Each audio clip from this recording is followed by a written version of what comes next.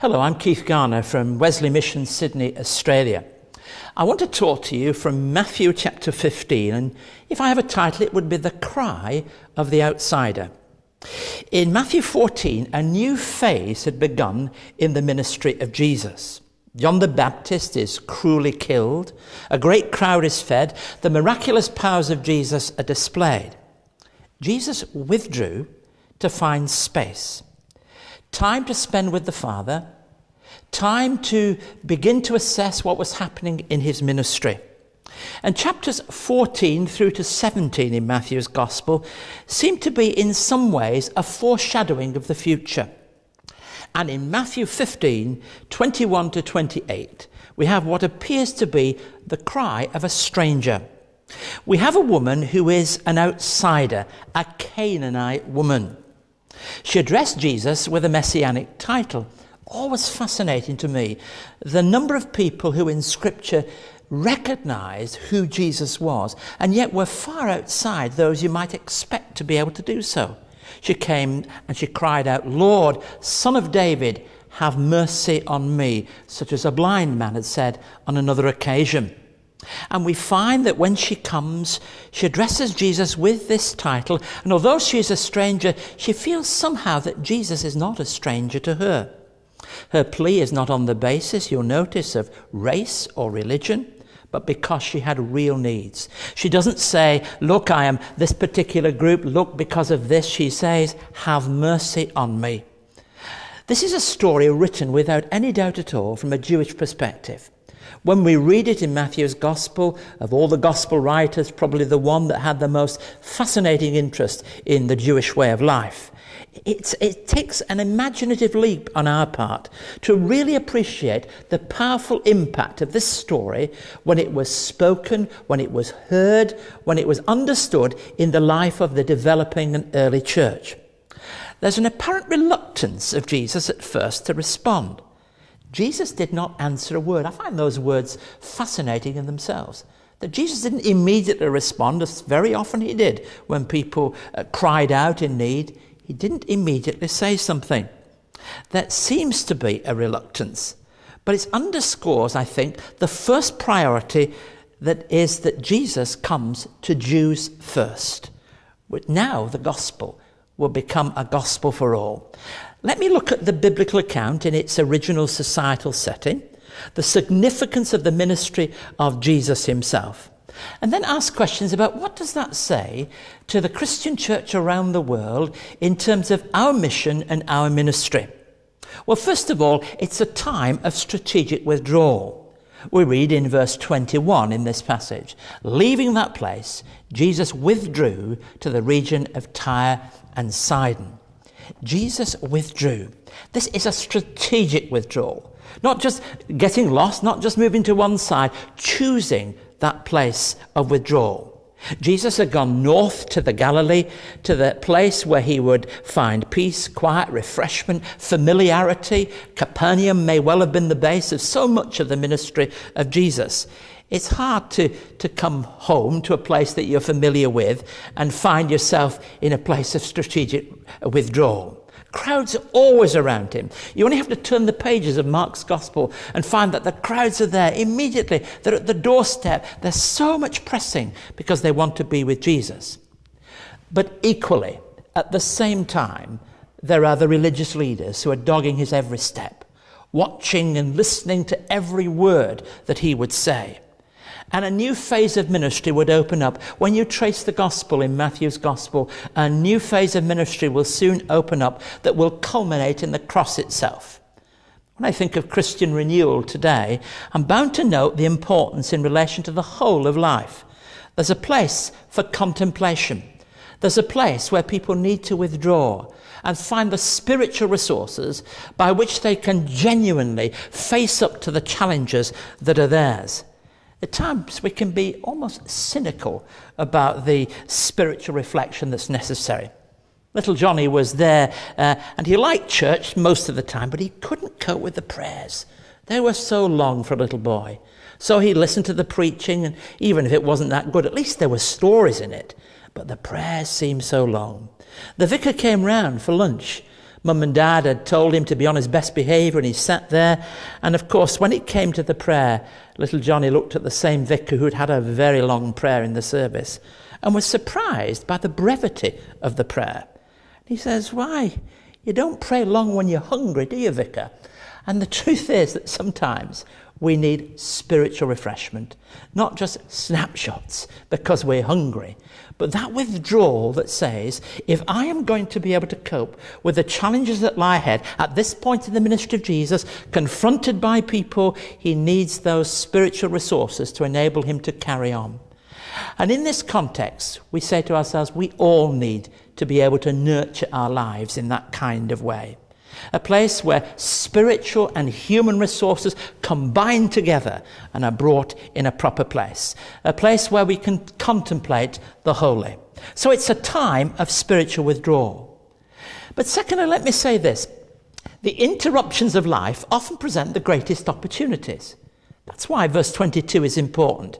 We read there, a Canaanite woman from that vicinity came to him crying out, "Lord, Son of David, have mercy on me. My daughter is demon-possessed and suffering terribly." She identifies what the need is. But this is an interruption. And when I study the Gospels and I look at the ministry of Jesus, I find it fascinating how many times there are interruptions in the ministry of Jesus that produce such a profound impact. Let's just think of one or two. Jesus is on that journey north when he meets a Samaritan woman. He didn't plan to be able to go maybe through that place, but he sits down, and in an interruption moment, a great truth is revealed when we see Jesus engage with that woman. Jesus is asleep in the stern of the boat, and there it becomes a wonderful moment of great calmness. And then that marvellous account of the woman with the issue of blood, where he says, "Somebody touch me." He was already on a journey for Jairus' daughter to bring healing, and there, "Somebody touch me." And an interruption brings the healing power of Jesus to bear. And I think the acid test of good living, the acid test of Christian leadership, is the ability to respond to the interruptions of life creatively, meaningfully, in a way that enables us to understand how true it is. Jesus could have said when this woman comes, "Look, I'm resting. I've chosen to come here for some time of refreshment. What are you bothering me with?" But he doesn't. Jesus could have said, and I think this is where some of us might have got out an iPad and had a look and see where they die. "I'll make another appointment with you." But Jesus doesn't react like that at all. There's a sense that Jesus could have also said, "This is not my responsibility." How many people might have said that? But no, Jesus did not do that. In the moment of interruption, there comes the possibility and the opportunity of grace. And the response of Jesus stirs us all, I think, to look up and look at ourselves and re-examine our lives and where we are, and to ask fundamental questions about how it is that we live out that gospel truth. On the eve of the Commonwealth Games that were held in Manchester in the early part of the 21st century, I shared in a service in Manchester Cathedral. The Queen was present at this service, but it had nothing to do with the Commonwealth Games. What it had to do with was the fact that the centre of Manchester had been devastated by a bomb a number of years earlier. And that terrorist bomb caused havoc in the city centre. 80,000 people had to be, in a short period of time, removed from the city centre. Not one person died in that bombing, a miracle in itself. But the truth is that in that service, despite many of the meaningful things that happened, for me a high moment was when Sir Tom Courtenay, an actor, read T.S. Eliot's The Rock.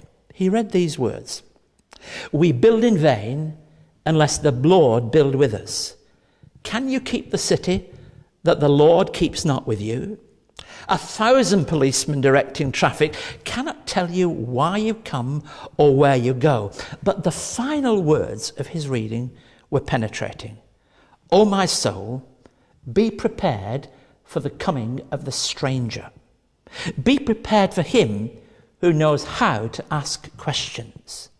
You see, the interruptions of life asks serious questions. They call us to look beyond ourselves and to gather somehow the resources that are there. So when Jesus is interrupted by a Canaanite woman who comes with real needs to him, it is a voice from beyond.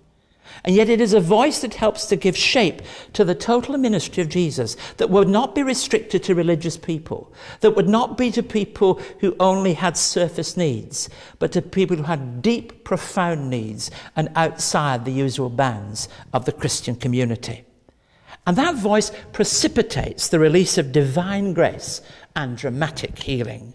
She grasped somehow what other Jews at the time were struggling to get hold of, that the good news always belongs to the outsider. The good news that liberates, transforms, and changes. The good news that Jesus' saving power is available to all of us. And the biblical picture is that this is the first person outside of the bounds of Israel to whom Jesus really ministered. The humble woman becomes significant because from a small beginning, a worldwide mission is instituted. There are times when we need to be reminded to live on a larger map, not in the narrow confines that we so easily surround ourselves with, but the dramatic sense of that gospel, which will be first for Jerusalem, Samaria, to the ends of the earth, is the gospel for me and the gospel for you. The mission of the Christian church is measured by our ability to give significant place to the outsider. The Christian church can be measured not only by the way it cares for those who are part of its community, but by the willingness to embrace and reach out with good news for all humanity. It's the cry of the outsider which Jesus reaches out with. Just as when children came to Jesus, you remember the occasions when the disciples were there and children were coming to him and they tried to somehow keep them away. The response in the same way is Jesus, let them come. And Jesus always has a special place for you and for all the world. That's the message of the cry of the outsider. A woman who encapsulates that truth. One preacher said he would have a reminder of this story for every preacher when they preach the gospel, that the message given and the love offered is not only for ourselves, but for everyone. May God bless you with that truth today. And if you feel in any way an outsider, the good news is the message is actually for you. Embrace it, receive him, and love him for Christ's sake. Amen.